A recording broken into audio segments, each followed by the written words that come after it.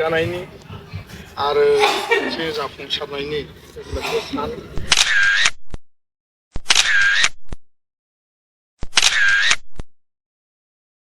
जोबनो गैयै बे संसारा गाबनाय मिनिनाय दुखु दाहा रंजानाय गासिबो बेयावनो दंजोबो। दा जेब्ला हाबा जायो होनब्ला सासे हौवाहा गावनि बिसिखौ लानानै इयुन जिउ दानांगौनि थाखाय मोनसे बिबान थाबाय आरो सासे हिन्जावा हाबा जानाय लोगो लोगो गावनि सतिकताखौ रैखा खालामनानै जे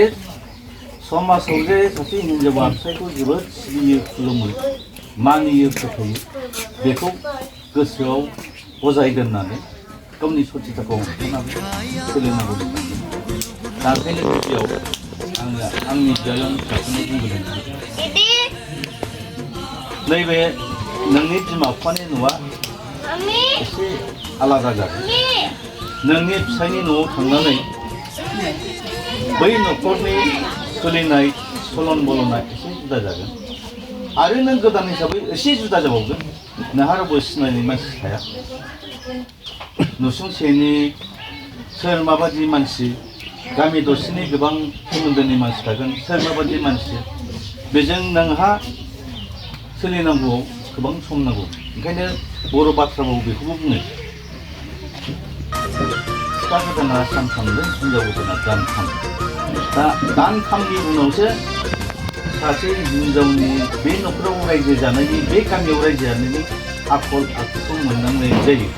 सिगाङावथ' देलाय मालाय जेखौ थिनो जेखौ गोसो जायो बेखौनो मावबाय। गोजाम जायोब्ला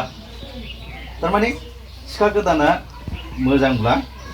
नों जेखौ खिदान बे गानायबो नङा उथियाबो जानाय नङा। दा जोंनाबो आयंआ जावैसोनि न'खराव थांनानै बे न'खराव थांनानै जेन' नोंनि साननाय हनाय नोंनि मावनाय दांनायाव नोंनि न'खरनि सोमोन्दो जानाय बिहाव बिखुनजो बिबोनां बेवाइ जायखि सोमोन्दो जाया मानो जेन' नोंनि सायाव जेबो उसुबिदा मोननो हायै नोंनि आखल आखुआ जेनिबो गेजेर नङै बेबादि जानो हानाय जानांगौ। दा आं गुसुङैनो बुंनो नागिरदों आंना एसे लावो। दा बेखौनो होनो मोनसे अर्नामेन्टेल मानसिया सा गानोबा समायना नुयो नाथाय सासे हिन्जावखौ बे गहेना पाथिजों माबोरै बुजियो? नोंनि आखल आखु मानसिया गोसोम जाथों मानसिया लेखा रोङै जाथों नोङो बे न'खराव बिहावजों बिखुनजोजों फिसाइजों बिबोनांजों न'आव जा सोमोन्दोनि मानसि दङ जुदि मोजां गोरोबनो हानाय नोंहा गियान दङब्ला गामिनि मानसिफ्रा फैयोब्ला हयथ' नों सिनाया जानो हागौ। सोमोन्दोआ मा जायो नों सोंनांगोन खामफ्लाय होग्रोनांगोन जे मा जायोमोनथाय सोरखौबा नांगौमोनथाय बेनि फिननायखौ नोङो सोंग्रोनांगोन होमब्लासो नोंनो फिननाय होगोन नालाय। सोमोन्दोआ मा जायोमोनथाय दिनै सासेनिखौ मोनलायबाय सोरबा सानैनिखौ मोनलायबाय बिदिनो मोनै मोनै नों बे गामियाव बिराद मिथिजोबनो हानाय नोंखौ मिथिजोबनो हानाय बिदि गियाना फैगोन। दा ओंखायनो मा होनदों आं दहाय गहेना पाथिनि होनदों गावहानो थाखानाय गियान गावनि गियानखौ नोङो बे न'खराव थांनानै गामिनि आइ आफा न'खरनि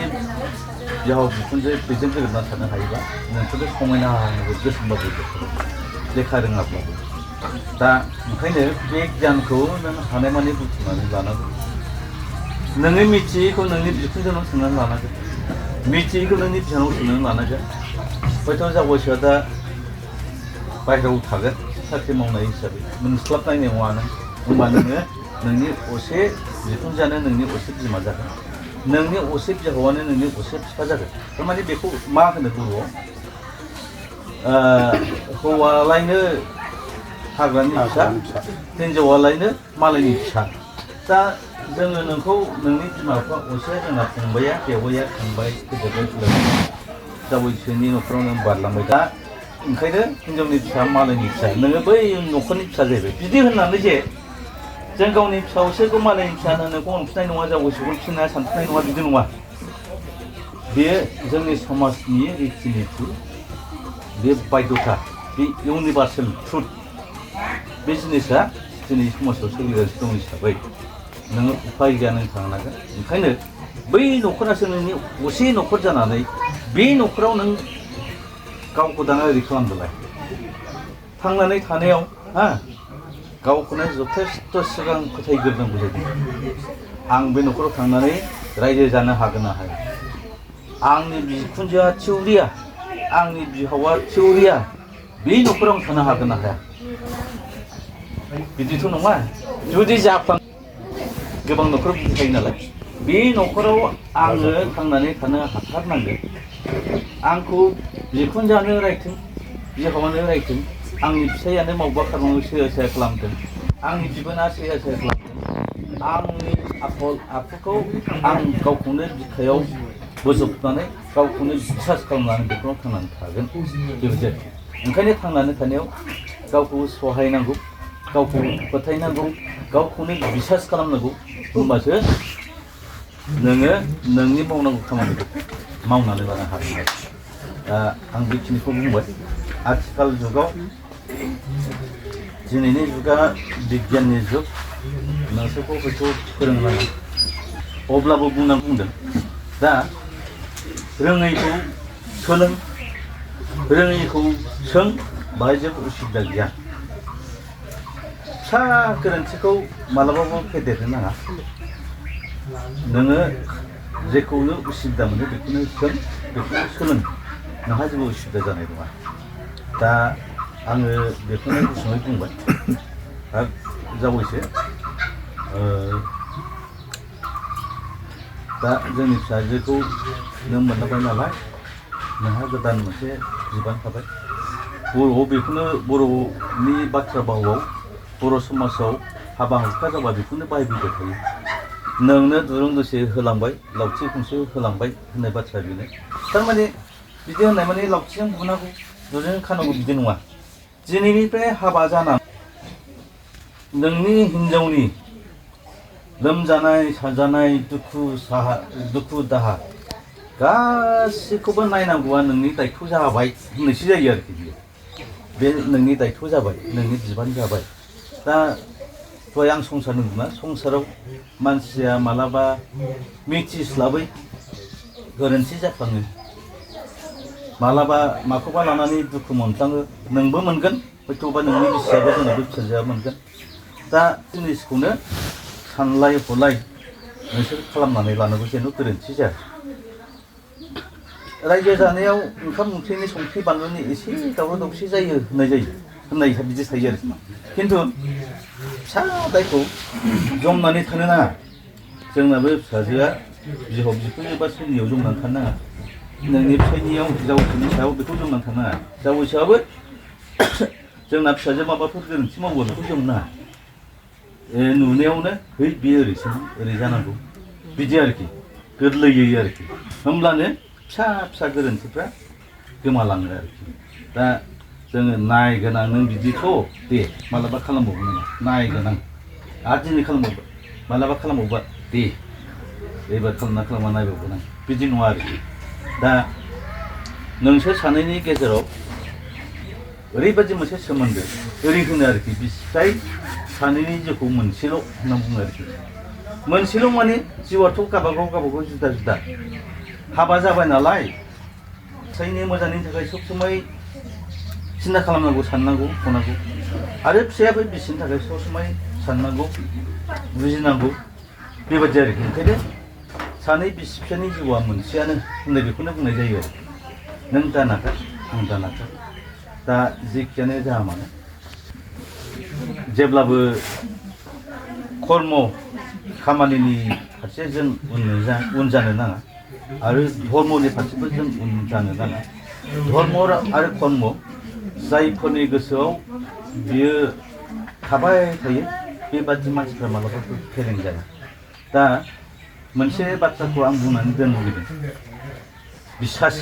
आरोखि मालाबा फिसा दायफोरावनो बिसास गोमायो आरोखि दाना मबाइलनि जुग नालाय बायहेरायाव थाङोब्ला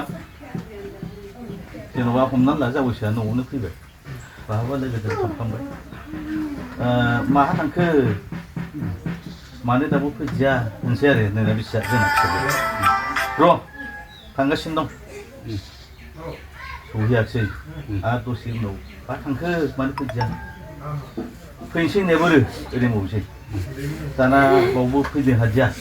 खार'ना अनेक जानो हागौ सोरबा लोगोनि थाखाय एंगारनो हायै जाहोनाव फैनो लुबैदोंबाबो फैनो हायाबो जानो हागौ बेबायदि आरोखि दा बे मबाइला जोंनि गेजेराव मोनसे बिसाक्त ओंखायनो नंगौखौ नंगौ नङैखौ नङै रोखा जायोब्ला बिसासा थाबाय थायो आरो बे बिसासा मालाबाबो बायनाय नङा आरो बे बिसासखौ बिसि फिसायनि गेजेराव माब्लाबाबो सिफायनो नाङा दा जावैसो आं गोबां बाथ्रा बुंला आं मिथिगौ आं सानो जावैसोआबो बे रोखोम साननो हानाय जथेस्थ' गियान हयथ' दं जोंनाबो फिसाजोआ आं बिसास खालामो जावैसोनि न'खराव थांनानै बिहाव बिखुनजोखौ न'खराव जाखिनि दङ मानिनानै सोलिनानै रायजो जानो हागोन आं मोनसे बिसास दङ दा जोबनायाव दिनै जों नोंसोरखौ बाहाय बिदाय हरनोसै जावैसो आरो जावैसो मुगानाय गामिनि लोगो दिगि आलासि बिथांमोन दं दा बे न'खराव थोजासे नङा खुनुरुखुम आफा इसोरनि अननायजों आइ आफा रायजो राजाखौ बोथिसे ओंखाम जाहोनानै आखाइ सुनो हानाय खुनुरुखुम बेबायदि केपासिटि दा जेसेबांखि जाया मानो जों खालामबाय दा बेनि गेजेराव फंसे बाथ्राखौ आं बुंनो दोननो लुबैदों इसोरा खाथियाव फैनानै सोरखौबा बोर होफैया जाखिनि आइ आफा फैदों बेनो नोंसिनि थाखाय बोर नोंसिनि होनाय आशीर्बाद थाखाया गिदिर बाथ्रा नङा थाखा दिनै दं गाबोन गैया नोंसिनि जिउआव नोंसिनि कर्म आरो फोथायनाय धर्मआ थिगबा गाबोन फैगोन आरो दिनैनि जायफोर प्रफेसननि मानसिफोर मालाबा बेबो साननै सानथामनि गेजेरावनो गोमालाङो दा जों जथेस्थ' नोंसिनो जोंहा फंबाया बे न'खरनि जानानै ओरै हरनांगौमोन जोंहा बेबायदि केपासिटि गैया हिसाबै जों बेखौ हरनो हाजोबनाय नङा अब्लाबो फिसानि मायाखौ नेवसिनो हायियाव दिनैसे जायखिनि जिनिसफोरखौ नोंसिनो गथायबाय जावैसो बेखौनो आइ आफा रायजो राजानि आशीर्बाद आंनि बिहाव बिखुनजोनि आशीर्बाद होननानै हमनानै लादों दुखु मोननांगौखौ आं बाहायनो जावैसोनो जेन' दा दुखु मोनथोंसै होननानै आं फोरोङो दा जोबनायाव आं बेखौनो बुंदों आफा इसोरा नोंसोर सानैनो गावनो जुलि खालामना होदों नंखाय नङा दिनै बियो प्रमान जाबाय जोंनि गामिनि जेसेबां खाथि खालानि आइ आफा रायजो राजा दिनै बे खबरसे ओंखाम जानो फैनायावनो नोंसोरजों नुजाथिलांबाय नोंसोर सनमान खालामनो हाबाय नोंसिनि सनमान खालामनायखौ जोंनि समाजनि आफा रायजो राजाया बोजबनानै लाबाय बेनो मोनसे बोर बे बोरजोंनो नोंसोर सानैनि जिउआव आफा इसोरनि अननायजों जुग जुग आरो गोजोनै थांनानै थानो हाथों नोंसिनि जिउ जराया अरायबो गोजोन जाथों आरो समाजनि खान्थि बादियै नोंसिनि जिउआव मोजां फिसा फिसौ खांनो हाथों समाजनि गनायजानाय फिसा फिसौ खांनो हाथों बेखौनो आंबो दिनै बे न'खरनि जानानै आङो नोंसोर जावैसो आरो जोंनि बिजायं फिसानो आं बोर जासियो आरो दिनैनि बे गोथार सानाव बड'लेण्ड मुलुगसोलोंसालिनि बे मब्लाङाव 22थि बड'फा उपेन्द्रनाथ ब्रह्म सुबुंथिनि फायखि सल्जार अफ हिउमेनिटि एवार्डखौ भुटाननि राजमाता मादार कुइन आरो गिबि जाय कुइन हार मेजेस्टि ग्यालुम दर्जी वांमु वांसुक बिथांनो जोङो बयबो बे सन्मान आरो बे जि एवार्ड बेखौ जों बिथांनो गथायो आरो बे मेहेरगोनां जोबोद ओंथि गोनां हाबाफारियाव आसामनि रायजो बेंगिरि लक्ष्मण प्रसाद आचार्य बिथाङा चिफ गेस्ट हिसाबै बाहागो लायो बिटिसिनि मानगोनां चिफ हाग्रामा महिलारि बिथां आरो आगुनि चिफ प्रमद बर' बिथाङाबो बाहागो लायो आसामनि केबिनेट मन्त्रि उरखाव गोरा ब्रह्मजों लोगोसे मानगोनां एमपि बिथांमोन मोननै इउनिभार्सिटिनि भाइस चेन्सेलर आरो गोबां डिगनिटारिस भुटान सरकारनिफ्राय हम मिनिस्टारा बाहागो लाफैदों गेलेफु माइन्डफुल सिटिनि राज्यपाल बिथाङा बाहागो लाफैदों आरो बेवहाय 2000नि खाथि जेखिनि डिगनिटारिस दंमोन बयबो बाहागो लानानै बे सन्मानखौ उपेन्द्रनाथ ब्रह्म सल्जार अफ हिउमेनिटी एवार्डखौ उपेन्द्रनाथ ब्रह्म ट्रास्ट एबसु आरो बर' हारिनि जानानै जों गथायो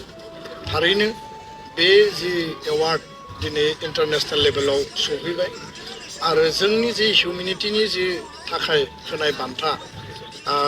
मानगोनां हार मेजेस्टि ग्यालुम दर्जी वांमु वांचुक बिथाङा भुटाननि पभार्टिनि थाखाय हेल्थ सेक्टराव सोलोंथाइनि बिथिङाव ट्रेडिसन आरो कालचारनि बिथिङाव आरो लिटारेरि बिथिङाव माने नेशनेल इन्टारनेशनेल लेभेलाव जथेस्थ' खामानि मावदों तारायना फाउन्डेसन 2003 गायसननानै भुटानाव थानाय गोरिब गुन्द्राफोरनि थाखाय न' लुना होनायनिफ्राय लानानै उइमेन इम्पावारमेन्टनिफ्राय लानानै जथेस्थ' बिथाङा परिश्रम खालामनानै राज परियालनि सासे गेदेमा सुबुंब्लाबो बिथाङा जिखिनि खामानि मावदों आरो बिनि थाखायनो जोङो बे बर' माहारिनि ग्रेटेस्ट सिभिलियान एवार्ड बे जि सन्मानखौ जों बिथांनो गथायदों आरो दिनैनिफ्राय भुटान आरो इन्डियानि जि रिलेसन जिहेतु भुटाना इन्डियानि फ्रेन्डलि नेसन आरो दिनैनि उनाव बे रिलेसना आरोबाव रोखा आरो मजबुत जागोन लोगोसेनो बड'लेण्ड ओनसोला भुटानजों माने प्राय 100% साउदार्न पार्ट आरो बड'लेण्डनि नर्थार्न पार्ट इन्डियान नर्थार्न पार्टआव बियो सिमा कभार खालायो जोङो इकुवेल सिमा शेयार खालायो थांनाय समफोराव माखासे खैदां खैफोद माखासे जोंनि गेजेराव माने थासारि थांबाय माखासे दुखुनांथाव परिबेसफोर थांबाय दा बेफोरखौ जोङो जेब्लायबो भुटान सरकारनि खाथियाव बा भुटान राष्ट्रनि खाथियाव जोङो जोंनि गोरोन्थिखौ बुंबोदों बिथांमोनाबो बे गोरोन्थिखौ निमाहा होदों आरो दिनै जोङो मोनसे पिसफुल बड'लेण्ड आरो बे पिसफुल बड'लेण्ड आरो ग्र'स नेशनेल हेपिनेसआनो बिथांमोननि मेइन एजेन्डा आरो बे एजेन्डाखौ लानानै बिथांमोना खामानि मावदों सान्ति गायसननाया जोंनि गुबै एजेन्डा आरो बेयाव पिस आरो हेपिनेसनि जि मोनसे महामिलन दिनै जाबाय बे थारैनो फैबाय थानाय समाव इन्डिया आरो भुटाननि जि रिलेसनखौ स्ट्रेंथेन खालामगोन इन्डियानि बड'लेण्ड ओनसोल आरो आसामनि बड'लेण्ड ओनसोल आरो बर' हारिजों भुटानिस सुबुंफोरजों